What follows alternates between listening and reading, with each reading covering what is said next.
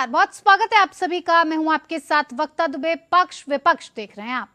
अयोध्या में रामलला की प्राण प्रतिष्ठा के बाद प्रधानमंत्री नरेंद्र मोदी ने कहा कि आज हमारे राम आ गए हैं। राम सदियों की प्रतीक्षा के बाद आए हैं और इस मौके पर मेरा कंठ अवरुद्ध है।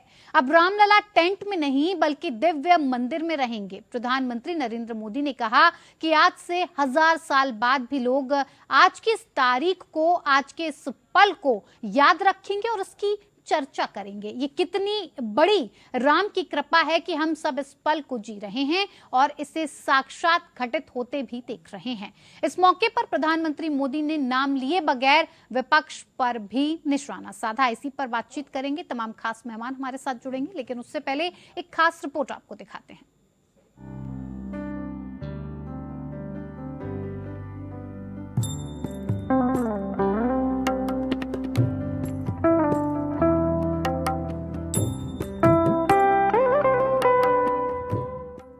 राम मंदिर में रामलला की प्राण प्रतिष्ठा के बाद अपने संबोधन में प्रधानमंत्री नरेंद्र मोदी ने विपक्षी दलों पर निशाना साधा। उन्होंने कहा कि कुछ लोग कहते थे कि राम मंदिर के निर्माण से आग भड़क जाएगी, लेकिन उन्हें इस विषय पर फिर से सोचना चाहिए क्योंकि राम भगवान अग्नि नहीं, ऊर्जा हैं। प्रधानमंत्री मोदी ने विपक्षी दलों का नाम लिए बिना कहा कि वो भी एक समय था जब कुछ लोग कहते थे कि राम मंदिर बना तो आग लग जाएगी। ऐसे लोग भारत के सामाजिक भाव की पवित्रता को नहीं जान पाए। रामलला के इस मंदिर का निर्माण भारतीय समाज की शांति, धैर्य, आपसी सद्भाव और समन्वय का भी प्रतीक है। हम देख रहे हैं कि ये निर्माण किसी आग को नहीं बल्कि ऊर्जा को जन्म दे रहा है। उन्होंने आगे कहा, हमारे रामलला अब टेंट में नहीं रहेंगे, हमारे रामलला अब इस दिव्य मंदिर में रहेंगे। आज हमारे राम आ गए हैं। मेरा पक्का विश्वास और अपार श्रद्धा है कि जो घटित हुआ है इसकी अनुभूति देश के, विश्व के कोने कोने में राम भक्तों को हो रही होगी। दरअसल कांग्रेस अध्यक्ष मल्लिकार्जुन खड़गे और पूर्व अध्यक्ष सोनिया गांधी सहित विपक्ष के कई शीर्ष नेता इस समारोह में शामिल नहीं हुए। मेरा सौभाग्य है कि इसी पुनीत पवित्र भाव के साथ मुझे सागर से सरयू तक की यात्रा का अवसर मिला। सागर से सरयू तक हर जगह राम नाम का वही उत्सव भाव छाया हुआ है। प्रधानमंत्री मोदी ने यह भी कहा कि आज हमें सदियों के उस धैर्य की धरोहर मिली है। आज हमें श्री राम का मंदिर मिला है। पूरा देश आज दिवाली मना रहा है। घर घर राम ज्योति प्रज्वलित करने की तैयारी है। और इस मौके पर प्रधानमंत्री ने यह भी कहा कि आज मैं प्रभु श्री राम से क्षमा याचना भी करता हूँ। हमारे पुरुषार्थ में कुछ तो कमी रह गई होगी, हमारी तपस्या में कुछ कमी रही होगी कि हमें इतने सदियों तक मंदिर निर्माण नहीं कर पाए। आज वो कमी पूरी हुई। प्रधानमंत्री मोदी ने रावण का जिक्र करते हुए कहा कि लंकापति महाज्ञानी थे, पराक्रम के धनी थे, पर आप जटायु को देखिए, उन्हें पता था कि वो लंकापति को परास्त नहीं कर पाएंगे, फिर भी वो पीछे नहीं हटे। यही भारत के निर्माण का आधार बनेगा। प्रधानमंत्री ने राम के प्रति समर्पण को राष्ट्र के प्रति समर्पण से जोड़ देने का संकल्प दिलाया और कहा कि प्रभु को जो भोग चढ़ेगा वो भारत के परिश्रम की पराकाष्ठा का प्रसाद भी होगा। उन्होंने कहा कि ये भारत के विकास का अमृत काल है। आज भारत युवा शक्ति से भरा हुआ है। ऐसी परिस्थितियां न जाने कितने समय बाद बनेंगी। हमें अब बैठना नहीं है, चूकना नहीं है। Bureau report.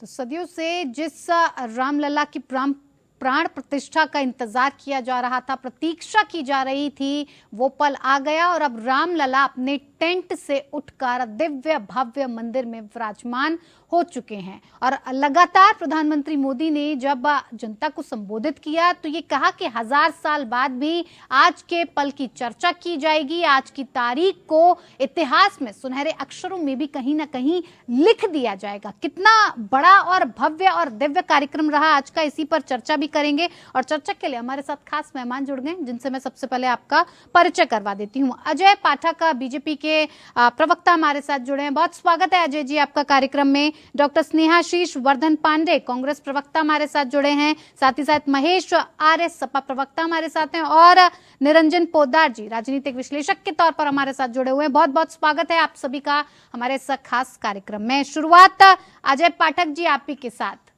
जिस पल का और जिस तारीख का इंतजार लगातार किया जा रहा था कि अब राम मंदिर बनकर तैयार हो जाएगा, प्राण प्रतिष्ठा रामलला की जाएगी, उन्हें टेंट से उठाकर भव्य और दिव्य मंदिर में स्थापित किया जाएगा, आज वो हो गया है।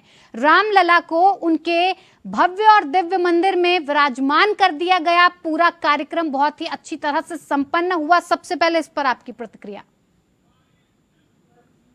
वक्ता जी, मैं आपको भी और सभी बैठे हुए पैनलिस्टों को शुभकामनाएं और अभिनंदन करना चाहता हूं पूरे राष्ट्र की तरफ से, पूरे भारत की तरफ से, कि आज 528 साल की तपस्या, शांतिपूर्ण तपस्या, धैर्य की तपस्या का पुरुषार्थ आज काम आया और भगवान राम की प्राण प्रतिष्ठा हुई। बहुत भावुक क्षण है, शब्द नहीं, शब्द भगवान राम के लिए या इस राष्ट्र के लिए शब्द नहीं, आज शब्दों से परे है।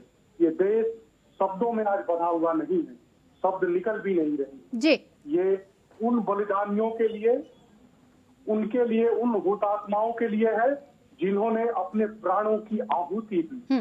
550 सालों में, 528 सालों में लगभग 6.5 लाख लोगों ने अपने प्राणों की आहुति दी और उस आहुति से ही आज इस मंदिर का निर्माण संपन्न हुआ है। ये हमारा और आपका, इस राष्ट्र के सभी लोगों का सौभाग्य है कि आज हम भगवान राम की प्राण प्रतिष्ठा में शरीक हुए हैं और उसको अपनी आंखों से, अपने हृदय से, अपने नेत्रों से देख पा रहे हैं, सुन पा रहे हैं और आगे जाकर के दर्शन कर पाएंगे। आप एक कल्पना करके देखिए कि जब कार सेवा के लिए हमारे जो लोग वहां पे गए तो अपने प्राणों की आहुतियां किस प्रकार से उन्होंने देखी, किस प्रकार से उस समय की सरकारों ने इस अयोध्या को क्या से क्या कर दिया। जहां भगवान राम की आज प्राण प्रतिष्ठा हो रही है, उन कार सेवकों पे तत्कालीन सरकार ने किस तरह के जुल्म ढाए। उन्होंने गोली चलाने से भी परहेज नहीं किया और सरयू को कार सेवकों के खून से लाल कर दिया और उसका कोई पश्चाताप नहीं किया। और तो और जिन लोगों ने सत्ता में उस समय थे वो बाद में ये बड़े गर्व से कहते थे कि और लोगों की अगर उस समय आवश्यकता पड़ती तो और लोगों के ऊपर गोलियां चलवा करके उनको समाप्त कर देते। लेकिन समय का और काल का चक्र है, जैसा प्रधानमंत्री जी ने बोला, ये काल का चक्र घूमता जरूर है। आज उन लोगों की स्थिति देखिए कि आज वो लोग किस स्थिति में आ गए। ठीक है सर, मैं लौटूंगी आपके पास वापस। स्नेहाशीष जी, एक ही नारा, एक ही नाम, लगातार जय श्री राम और जय श्री राम के नारों से पूरा देश गूंज रहा था आज। और रामलला की प्राण प्रतिष्ठा को देखने के लिए जिस तरह से कई लोग साक्षी बने, लगता है आपको विपक्ष को न्योता भी मिला, विपक्ष को बुलाया भी गया, मान सम्मान के साथ न्योता पहुंचाया गया, उसके बाद भी अब आपने इस न्योते को ठुकराकर सही फैसला किया। इतने बड़े पल के आप साक्षी बनने से चूक गए, आपको लग रहा है ये सही फैसला था? देखिए, ये अपने आप में एक गर्व का विषय है कि सुप्रीम कोर्ट के फैसले से ये मंदिर निर्माण की जो प्रक्रिया है वो पूरी हो रही है, लेकिन अभी भी पूरी नहीं हुई है। और चूंकि सबको मालूम है कि किस तरीके से लकड़ी और प्लास्टर ऑफ पेरिस का इस्तेमाल करके मंदिर को दिखाया गया लोगों को कि मंदिर का पूर्ण निर्माण हो चुका है, जबकि सबको मालूम है, ANI पे ये चल रहा है, न्यूज एजेंसियां चला रही हैं कि किस तरीके से अर्धनिर्मित मंदिर में ये निर्माण। ठीक है सर, अर्धनिर्मित बना है, पूरा बना है सर, चर्चा इस पर नहीं। सर सुनिए ना, आप सवाल मेरे जवाब का, जिस मुद्दे पे हम लोगों ने इस न्योते को ठुकराया है, उस मुद्दे पे ही हम लोग हैं अभी भी कि अर्धनिर्मित मंदिर में शंकराचार्य महोदय के कहे अनुसार मैं बातों पे बोल रहा हूँ कि अर्धनिर्मित मंदिर से नहीं होना चाहिए प्राण प्रतिष्ठा। और रही बात भारतीय यानी कि ठीक है स्नेहाशीष जी, अर्धनिर्मित मंदिर है इसलिए आपने इस बात उठाया जा रहा है। ठीक है, इस तरीके से ये कह रहे हैं कि कितने लोगों की इसमें जिन लोगों ने अपनी सर मेरा सवाल भी तो सुनिए स्नेहाशीष जी, अपनी आहुति दी है, उन लोगों को दरकिनार करके और किस तरीके से ये क्रेडिट लेने की राजनीति हो रही थी, हम लोग उसका हिस्सा नहीं बनना चाह रहे थे। श्री राम सबके हैं, श्री राम हमारे देश के आस्था का विषय है, इस सनातन धर्म की संस्कृति है। ठीक है स्नेहाशीष जी, आपने कहा कि मंदिर अर्धनिर्मित है, पूरा नहीं हुआ है, और जिस तरह की लकड़ी का आपने जिक्र किया, खैर उसको तो हमने अभी आपसे आप ही के मुंह से जाना है कि किस तरह से मंदिर का निर्माण किया गया है।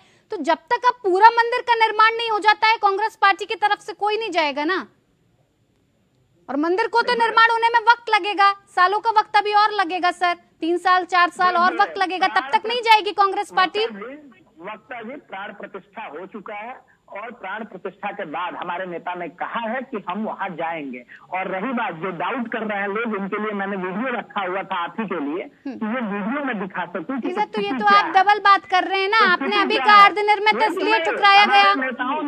हमारे नेताओं ने ये बात कह दिया है, हमारे नेताओं ने ये बात कहा है, और इसलिए मैं ये बात बोल रहा हूँ, इसलिए जो लोगों ने इसमें वास्तविक आहुति दी है, ठीक ऐसे नहीं अजय पाठक जी, सर ऐसे नहीं समझ नहीं पाएंगे आप भी और मैं भी, नाम पे राजनीति कर रहे हैं और जो इसे चुनावों में ठीक है सर, ठीक है। महेश आर्य जी क्या लगता है, न्योता आप तक भी पहुंचा था, आप भी इसी का हवाला देंगे कि अर्धनिर्मित है, प्लाईबोर्ड से और पता नहीं कौन सी लकड़ी से फिलहाल तैयार किया गया है मंदिर, इसलिए नहीं पहुंचे? आपने जो फैसला लिया उससे आपको लगता है कि आप इस इतने बड़े पल के साक्षी नहीं बने, सही फैसला था आपकी तरफ से? देखिए वक्ता जी, पहले मैंने सभी को गौर से सुना, और इस तरीके से डिबेट में बीच में इंटरप्ट करना तो मुझे लगता है कि वो आदमी सच्चाई से उनकी जानकारी नहीं है, तब इंटरप्ट होती है, इंटरप्ट नहीं करना चाहिए, सुनो गौर से। तो मेरा तो आपने सवाल किया, मेरा निवेदन ये है कि आज का जो विषय है तो वो विषय भगवान राम से आस्था का विषय है, और समस्त जनता समस्त प्राणियों के बीच में भगवान राम हृदय में वास करते हैं। कस्तूरी कुंडल बसे मृग ढूंढे बनवाए, ऐसे गटगटे राम है दुनिया देखे ना है। तो मैं समझता हूँ भारतीय जनता पार्टी की जो समझ है वो इस दूर को अभी तक भगवान राम को समझ ही नहीं पाई है, इसलिए उन्होंने पॉलिटिकल इवेंट बनाने का कोशिश की, जारी की। बहुत लंबे समय से उनका एजेंडा ये रहा था कि भगवान राम का नाम लेकर के और वो राम नाम जपना और सरकारी खजाना अपना, या इस तरीके से उनकी कोशिश रही है। आज वो पूरा हो गया, तो मैं समझता हूँ आज पूरा अधूरा है। हमारे जो धार्मिक अनुष्ठान, जहाँ तक हमको पता है कि हमारे जो भगवान और भक्त के बीच की जो कड़ी होती है वो शंकराचार्य देवगुरु होते हैं, और वो आज नाराज हैं, वो इस पूरी प्रक्रिया से निश्चित रूप से वो दुखी हैं, और वो ये इस बात को कह रहे हैं, कोई पार्टी या कोई विपक्ष या कोई महेश्वरिया इस बात को नहीं कह रहे हैं, उनकी भावना को आहत करते हुए अगर भगवान की बात की जा रही है तो उन्होंने स्पष्ट कहा है कि भगवान राम वहाँ पर नहीं आएंगे। भगवान राम अपने जन्मदिन की जो रामनवमी आने वाली थी कुछ दिन होते, उनको ऐसा मुझे भी सपना हुआ, भगवान हमारे उनको भी सपना हुआ। अरे बीच में बोलना शुरू कर दिया अजय जी तो सर मैं आऊंगी आपके पास, सर मैं आऊंगी। अजय पाठक जी, सच्चाई है नहीं आपके पास सुनने की मादा। अजय पाठक जी मैं आऊंगी सर आपके पास। करने में आप गोबर गणेश के लोग हैं, गोबर गणेश करना तुमको आता है, सच्चाई से भागते हैं आप लोग, इसलिए आप लोग करते हैं, इसलिए आप करते हैं। निरंजन पोद्दार जी, जिस तरह से आज का इतना बड़ा ऐतिहासिक पल रहा, आज की जो तारीख रही उसे ऐतिहासिक माना जा रहा है, इस पल की चर्चा अब लगातार हजारों साल बाद भी लोग करेंगे। क्या लग रहा है आपको कि सारे विपक्षी दल, कांग्रेस हो, समाजवादी पार्टी हो, ये भूल गए कि ये कार्यक्रम न बीजेपी का है न संघ का है? अगर बीजेपी या संघ का होता तो पूरी देश की जनता इस उत्सव को नहीं मना रही होती। कहीं चूक गए, कहीं समझने में भूल हुई। वर्षा जी, मेरा इस बात पर सवाल है कि भगवान राम आज करवाइए, ये मछली बाजार में नहीं बोला जाएगा मेरे से ना। हाँ देखिए वक्ता जी, ऐसा है कि बात केवल अयोध्या की मत कीजिए, आज भगवान आज के अलावा नहीं थे क्या? किस लोक में थे, किस दुनिया में थे? पूछ लो जरा इनसे। भगवान जब विराजमान है गड़गड़ में, पल पल में, हर हमारी सांस में, तो भगवान जी कहाँ गए थे? भगवान जी यही थे। जी महेश आर्य जी, मैं आती हूँ आपके पास सर। आपकी बात समझ गई जनता जी महेश जी, आपकी बात समझ गई जनता। महेश आर्य जी, मैं आती हूँ आपके पास। अजय पाठक जी, अजय पाठक जी अपनी बारी में बोलिए सर। सर ऐसे ना मैं आपकी बात समझ पा रही हूँ और ना मैं निरंजन पोद्दार जी जो कहना चाहते हैं उसे समझ पा रही हूँ। जी वक्ता जी, निरंजन पोद्दार जी, इनको बात करवाएं, फीड आउट की जनता। 4 सेवकों की हत्या करवाने वाले आज यहाँ बैठ के भगवान राम की बात कर रहे हैं। अरे ये आज थोड़ा शांति रखिए, उन्होंने वादे किए बेरोजगारों को। महेश आर्य जी, आपकी बात समझ गई जनता। जनता सारी समझ गई, आप जो बताना चाह रहे हैं सारी जनता आपकी बात मान के बैठ गई।